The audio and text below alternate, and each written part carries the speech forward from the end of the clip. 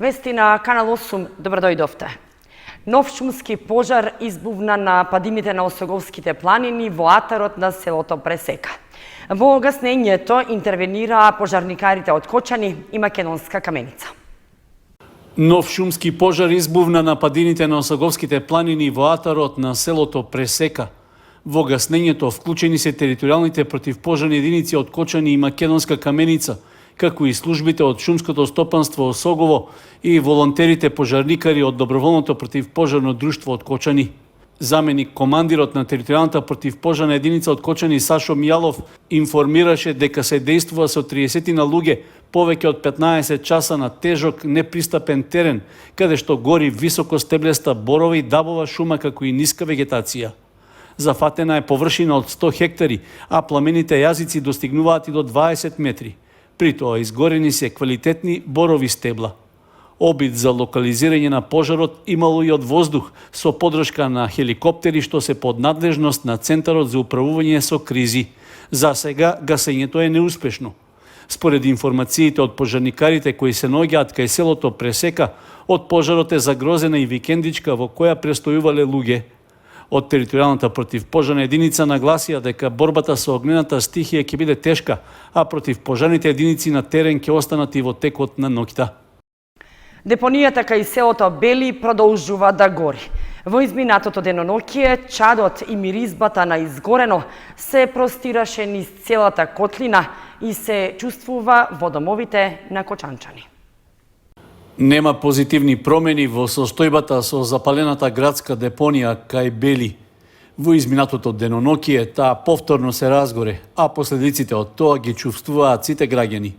Чадот што го загадува воздухот и ширењето на силна миризба од изгорени материи повторно ја прекрија целата котлина, така што и во целосно сончев летен ден таа изгледа како да е прекриена со магла во зима.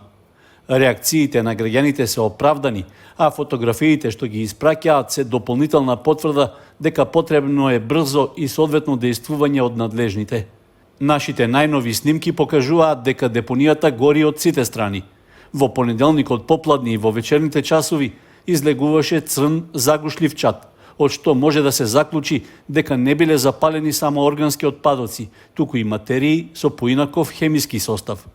Податоците од мерната станица во Кочани на Министерството за животна средина покажуваат зголемено присуство на честички PM2,5 и тоа од околу 55 микрограми на метар кубен, што е далеку над законски пропишаното ниво. Слична е и состојбата со присуството на азотен диоксид, кај кој нивото во изминатите денови постојано е во горната граница од над 30 микрограми на метар кубен. Без разлика дали огнот на депонијата е намерно предизвикан од лица кои таму собираат метални отпадоци, пластични шишиња и друг отпад што се користи како секундарна суровина, или пак дошло до самозапалување, факт е дека деградирањето на животната средина и лошиот квалитет на амбиенталниот воздух се случува секојдневно. Не треба голема мудрост за да се заклучи дека долгорочните последици од тоа се на штета на сите жители во регионот. Освен ова, купиштата ѓубри и понатаму ги дочекуваат посетителите на Пониква, додека поминуваат по регионалниот патен правец кон падините на Осоговските планини. Најлоша е гледката на влезот и околу контејнерите поставени во непосредна близина на градската депонија. Со тоа, полоша реклама за туристичките потенцијали на природниот планински амбиент не може да има. Најдобро решение веројатно е да се најде друга локација за овие контејнери, што барем би била подалеку од погледите на минувачите. Иако ова е само маскирање на проблемот, до некаде срамот од целата состојба ќе биде привидно помал. Од четврток во основното училиште Раде Кратовче почнува запишувањето ученици од прво до трето оделение, со продолжен престој. Ке има една паралелка со најмногу 30 ученици. Основното училиште Раде Кратовче ги известува родителите, односно старателите, чии деца се редовни ученици од прво до трето одделение, дека можат да поднесат барање за упис во паралелката со продолжен престој за учебната 2024-2025. При тоа ќе бидат запишани најмногу 30 ученици. Родителите кои се заинтересирани да го запишат своето дете во оваа паралелка, кај училишниот специјален едукатор и рехабилитатор во периодот од 15 до 23 август треба да поднесат барање, пошто ќе одлучува комисија за прием на ученици. При тоа одлуката ќе се донесе во периодот од 26 до 28 август, која ќе биде објавена и прелиминарната ранг листа на примени ученици по паралелки според интерните критериуми. За упис на учениците во продолжен престој ќе се направи ранг листа од секоја паралелка од прво, второ и трето одделение заради правична застапеност по бројност од секоја од паралелките. При тоа приоритет за запишување ќе имаат ученици кои се деца на самохрани родители, а доколку се пријавиле повеќе ученици чии родители се самохрани, тогаш предност ќе имаат оние чии родители имаат пониски месечни примања или пак имаат 2 и повеќе малолетни деца. Исто така, приоритет за запишување ќе имаат и ученици кај кои едниот или двата родитела имаат специфична болест за која е потребно подолготрајно лекување. Третиот приоритет ќе го имаат ученици во чии семејства само едниот или двата родители се вработени. Доколку се пријавиле повеќе ученици во чии семејства само едниот родител е вработен, тогаш приоритет ќе има оној ученик чиј родител има пониски примања. Родителите на учениците кои сакаат да ги запишат своите деца во паралелката со продолжен престој треба да поднесат барање, потврда од работодавачот за последната исплатена нето плата, копија од трансакцијска сметка, како и изјава за вистинитост на сите податоци и докази подпишана од родителот. За лицата кои не се во работен однос треба да се достави и потврда од Агенцијата за вработување или пак изводи од сите приходи на трансакцијските сметки на родителот. Доколку детето живее во семејство со разведени родители, треба да се донесе решение од правосилна судска одлука. За оние родители и старатели кои боледуваат од специфична болест, треба да се достави извештај, односно потврда од лекар-специјалист.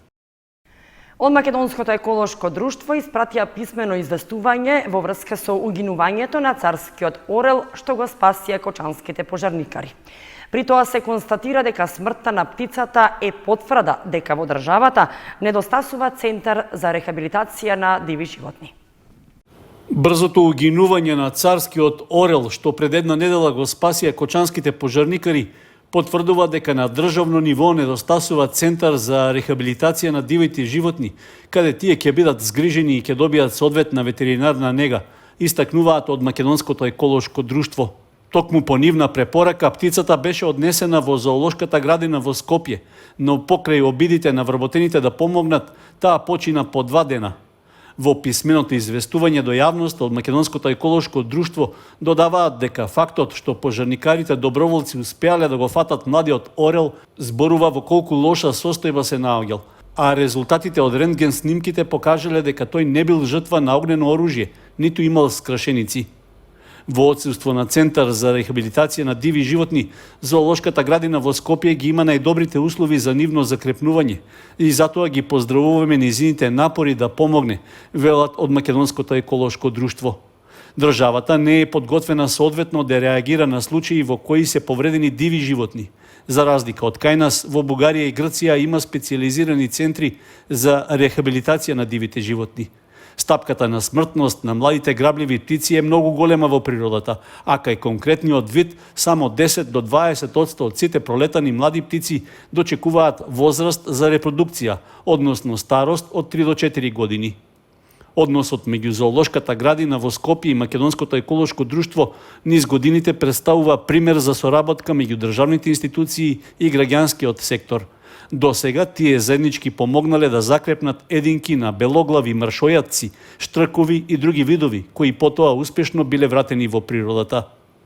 Во последните неколку години има благо намалување на бројноста на грабливите птици, што најверојатно се должи на промената во живеалиштата, намалувањето на изворите на храна, колизиите и струјните удари со енергетска инфраструктура, но првенствено на опасноста од отровни мамки поставени за труење волци и кучиња.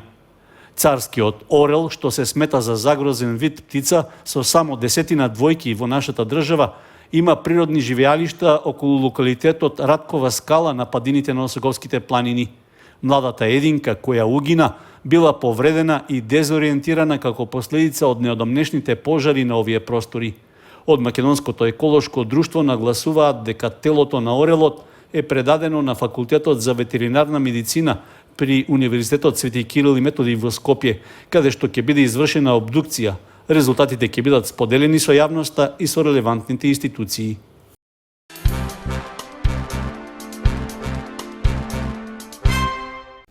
Планинарскиот спортски клуб Осогово со подршка од општина Кочани в недела ќе го реализира меморијалниот планинарски марш Стамен Каровски.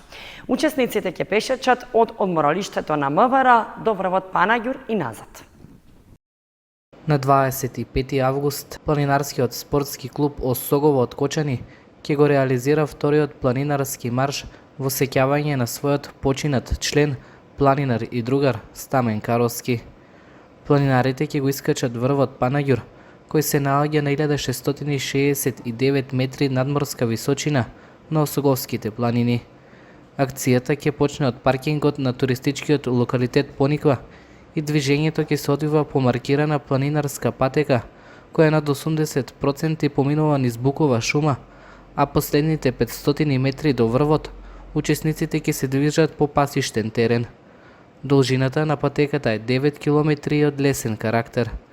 Пријавувањето на заинтересираните е до 23 август кај председателот на планинарскиот спортски клуб Осогово Тошо Антов. Акцијата се организира во соработка со локалната самоуправа на Кочани, како и со Федерацијата на планински спортови на Македонија.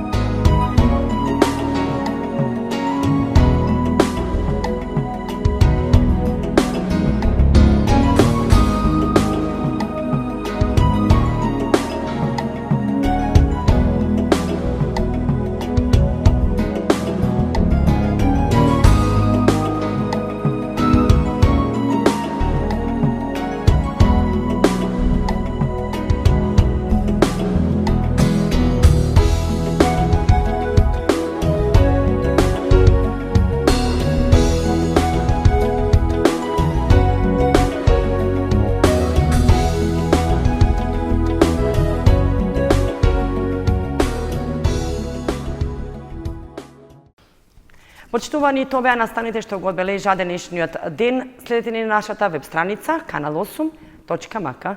Довидување.